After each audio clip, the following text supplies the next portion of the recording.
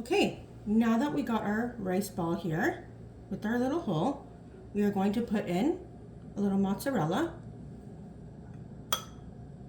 and some of that sauce that we made. And we're just going to top that. I'm just going to make sure I like my peas in mine. There we go. You can actually use your hand. You don't have to use a spoon, and you're going to scoop out some more rice. Just like that. Do a tight little squeeze. Make sure it's kind of put together there. And we're just going to top it. Just like that. Okay?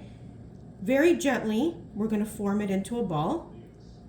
Just like that. Like again, I said, like a snowball. Make sure it's all compressed. Not going to go anywhere. Now, typically at this stage, when you're doing it by yourself, it's a little harder. But when you have all your students all lined up, they can each take a section. One can make the balls. One can flour it. One can egg wash it. One can breadcrumb it, right? So because I'm doing this by myself, I'm going to show you how to flour it. So just put it into the flour. Make sure it's coated all the way around. Gently pick it up. Remove some of the excess flour. Just like that. And we're going to place it in our tray. I have here a few made already. Just like that. I'm going to quickly show you how to egg wash it. Now, typically you would have a dry hand and a wet hand, but with something like this, because when you're forming the ball, you need to use both hands. At this stage, I'm just going to go wash my hands very quickly. So while I'm doing this, I have my pot of hot oil warming up. We're not setting it to a boil. We're just slowly warming up the oil, and then I'm going to show you what it's like to put the rice balls inside the oil. Okay, so we're going to take the rice ball. At this point, you can use a dry hand and a wet hand. You're going to place it right into the egg wash. And you want to make sure it's completely coated in that egg wash. Gently lift up. Remove some of the excess egg. Okay? And we're going to place it directly into the flour, or into the breadcrumbs. At this point, you're going to use your dry hand. You want to make sure that that rice ball is completely coated and breaded and ready to fry. Again, each student could take its place. One can bread, one can flour, one can egg wash. It'll actually make it quite quick. Just like that. Okay, and I'm going to show you what it's like to fry. Okay, here I have my pot heating up with hot canola oil. Now, you can use vegetable oil. I like using canola. What you want to do is, I have a gas stove, so mine gets pretty hot pretty quick. Now, you can use an oil thermometer to check the temperature. I don't have one, so I just use a little trick where I just grab a little bit of breadcrumbs, put it into the oil, see that sizzle? It's ready to go. Now, mine's on medium heat.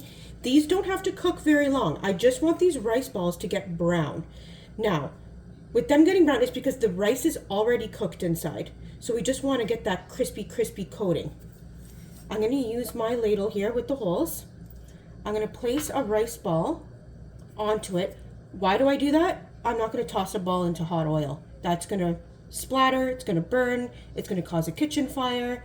So this is the safe way, just to slowly put it into the hot oil. Now, remember, my handle is facing the other direction, so that way nothing's impeding it. I'm not going to spill the oil. I'm not going to hit the pot by accident. Okay, here we go. Slowly into the hot oil.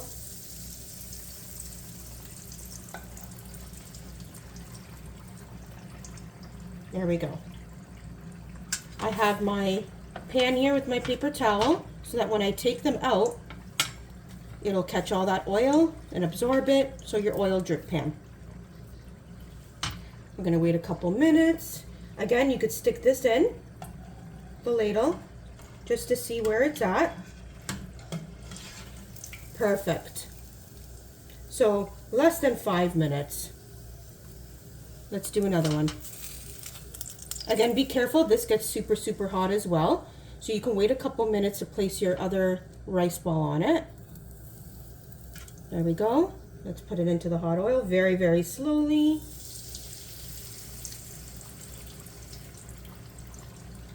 Again, if you want, you could turn down the temperature so it doesn't boil.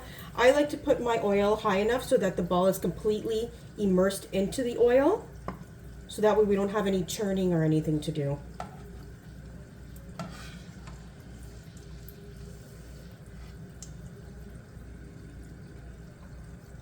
Okay, that should be good.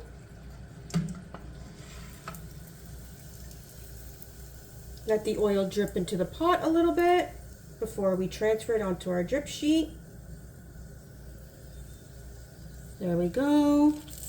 These are super easy to make, especially when you have a lot of people or a lot of the students helping you out and you have the course of the week to make each part.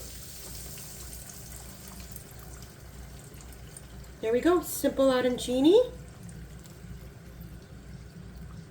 Serve with some marinara sauce. I'll show you the final product at the end. Here we got your arancini. Gonna cut it.